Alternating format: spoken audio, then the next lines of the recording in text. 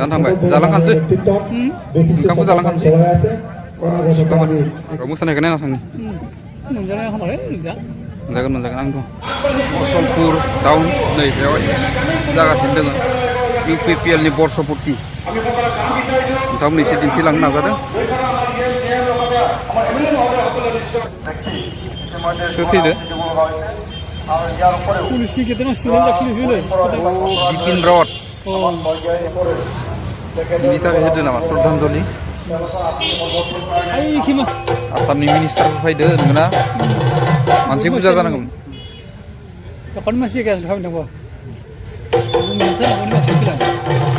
मा बर्षपुर्ति ना मा होनदो एनुवेल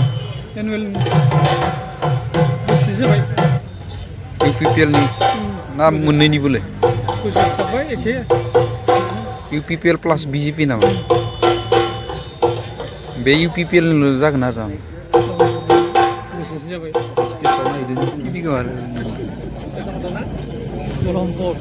इखौनो नुदों नामा সকলোকে নিজৰ নিজৰ ৱৰ্কিং প্ৰেচিডেণ্ট सोर दोंनियाव নাৰ্জাৰীক অনুৰোধ কৰিছোঁ बिजुस बै खासे सोरमोनलै रङियानि MLA ना আজি আমি UPPL BJP আৰু GSP মিত্ৰজনৰ BTR চৰকাৰখন এটা বছৰ কাইলৈ সম্পূৰ্ণ হ'ব আমি আজি এটা বছৰৰ এটা সেলিব্ৰেশন BTR চৰকাৰৰ আজিৰ পৰা আমি আৰম্ভ কৰিছোঁ আমাৰ BTR চিফ তথা আমাৰ UPPL সভাপতি তেখেত প্ৰমোদ বড়ো ডাঙৰীয়া এই অনুষ্ঠানৰ উপস্থিত আমাৰ অসম ৰাজ্যিক গাড়ী আমাৰ মাজত উপস্থিত অসম চৰকাৰৰ মূল পৰ্যায়ৰ UPPL জিলা পৰ্যায়ৰ বিষয় বিভাগসকল উপস্থিত বহুত জানাंगोन आरो ना মণ্ডল কমিটিৰ সকলো আমাৰ GSP मिनिस्टारनि गारिफोरा মই আন্তৰিক অভিনন্দন জ্ঞাপন কৰিছোঁ Dan थांबाय जालांखानोसै ओंखामखौ जालांखानोसै र' मोसानायखौ नायना थांनि मोनजागोन आं दं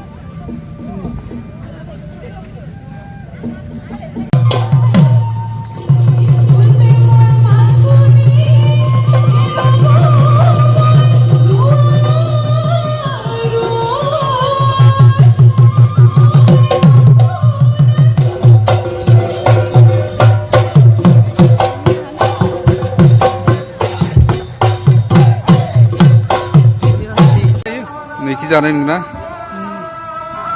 हिनजावफोर ओंखाम रानग्राफोर नालाय ओंखाम रानग्रा हिनजावफोर नै दासो संबाय थादों जायाखै दामानि ओंखामा मथा मथि एटासोआवसो मोनजागोन नामा थु इखि थाना लाब गैला मोसानायखौ नायदो बिबो मोसाबाय थादों ओंखाम जाबाय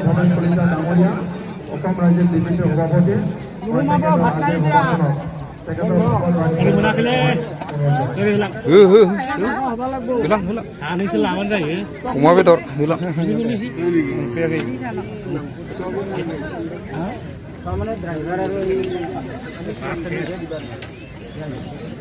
ओंखाम जाबायानो नुनायावथ' अमा बेदरा बिराद खद जादों ओंखाम गैला